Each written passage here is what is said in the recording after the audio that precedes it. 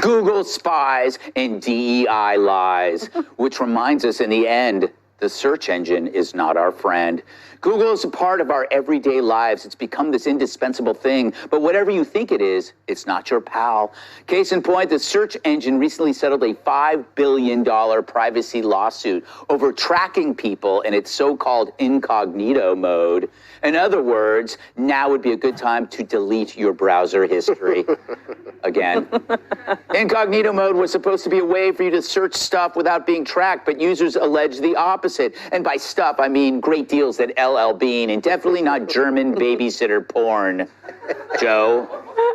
They argued Google was actually tracking searches even though they claimed they weren't. Terms of the settlement will be finalized next month, so brace yourself, Google users. This could mean a big fat check for tens of cents.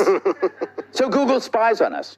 But it also traffics in blatant racism. Just look at their diversity, equity, and inclusion consultant, Adrielle Parker. A 2023 video of hers resurfaced where she's making it quite clear she's not down with parents teaching their kids not to see color. In the year 2023, it also amazes me how many people are like, well, I don't see color, or it would be so much better if we just didn't worry about someone's skin tone. You as an individual are contributing to the problem because our broader society sees color. I was just on TikTok and there's a trend where parents are teaching their kids not to see color, quote unquote. And I'm like, okay, so the next round of people that are going to be joining our workforce, this next generation, are going to be dealing with the same issues that we're dealing with now. Oh, God forbid. Yeah. Now, this is so convenient for her, right? If all you see is her pigment, then she has no reason to sharpen her skills, apply herself in her job, or treat you as an equal. She is what you see, just a shade of color. And God forbid if parents teach their kids not to see that, you're the racist for teaching children there's more to a person than the color of their skin. It's more backwards than having diarrhea before eating at Taco Bell. So Google's ubiquity has lulled us into thinking it was a friend you couldn't live without. You know, it's like the first person you met at college who knew all the bars and had a car, and then over time you find out that he's been stealing from you and talking smack behind your back, but you relied on him for everything. So now what do? Well, you do what I did. You become very successful, beloved by millions, and then years later, you track him down. You find out he's fallen on hard times. He's unemployed, living in a halfway house, barely scraping by. And so you take him out for a nice dinner. You buy him some new clothes, you give him some walking around money, and you give him some encouragement too.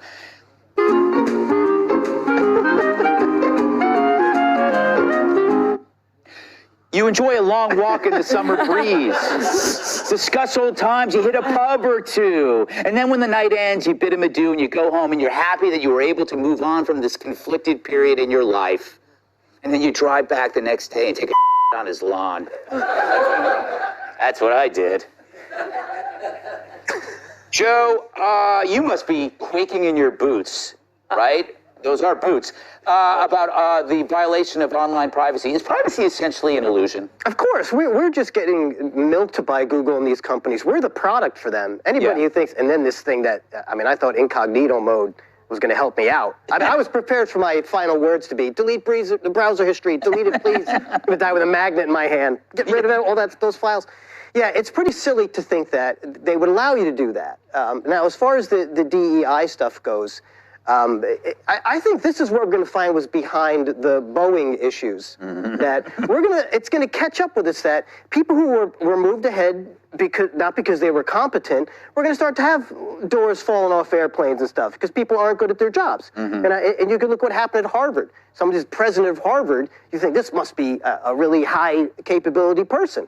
We found out no, she wasn't. She gamed the system. And I even saw someone say that, well, it just goes to show that as a black woman, you have to work twice as hard. Well, she didn't. She worked half as hard. She ripped off someone else's stuff. Yeah. So I think we're going to start to see that this DEI stuff, it's a scam. And when it starts to move away from academia where things aren't important, into things like, can you keep a door from falling off an airplane? Yeah, we're going to realize this was a bad idea to not hire competent people. Yeah, I don't want like the surgeons being picked over because with DEI qualifications. That's like finding a surgeon on Groupon. You just don't do it. Exactly. Did you try that once? No, I have not yet. Which is another reason I don't use incognito mode. I'm also just very lazy. You know, I don't like to have to type in the same thing over and over again. I like when my search history can tell me what it is that I'm looking for before I type it in. But the fact of the matter is, it's kind of ironic, is because those who used incognito mode, like yourself, Joe, now you have to come forward if you want to claim your compensation. So a little irony there. That's true. You know? Is it worth it? Nope. No, probably not. But in all reality, we all realize whether you're searching incognito or otherwise, it doesn't matter. Big Brother knows exactly what you're doing. You could be just in your apartment talking, not on your phone, and it somehow tracks everything that you're doing. You get targeted. So I actually have come up with a strategy where whenever I'm around a man's phone, I'll say things like diamonds, spa day, beach vacation, and I know that the tech lords are doing their job for me, so it all works out. Yeah. I could implicate Kat in a murder by doing that. Like by your phone and go like, how to bury a body in the Pine Barrens. Why would you do that? I don't know. Everyone buries in the Pine Barrens.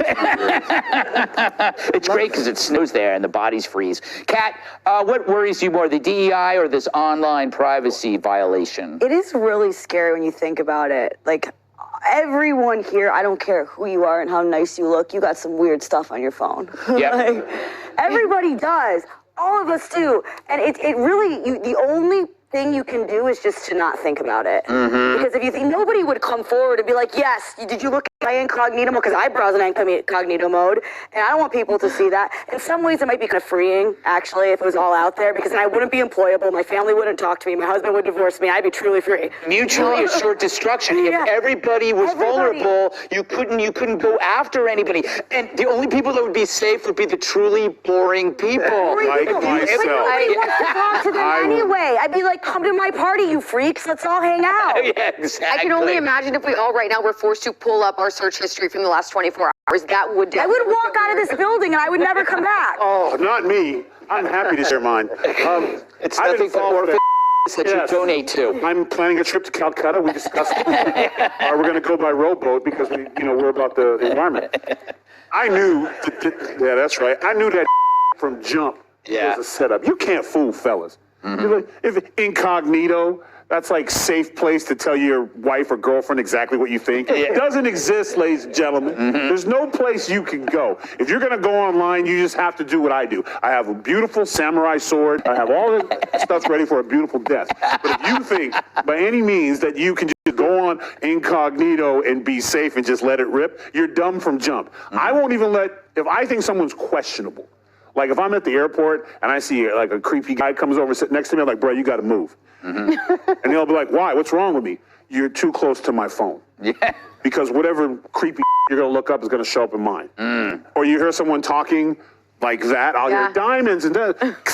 You got to get away from it. Because it will show up on your phone. Like it will. They'll say things, and then you have to try to convince your significant other that I was not diamond shopping for Charlie Arnold. She was sitting next to me, and she was talking into my phone. So just don't, if you're going to look it up, do what anybody else does.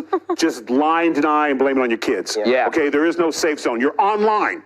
It's not online. Yeah. That means you're online. I Everyone just can use the phone from Boost Mobile. Oh, yeah. So then if it hears diamonds, it immediately says you can't afford it. Or it says strip club hours are. All right, up next, have diplomas lost their perk, helping Gen Z find work?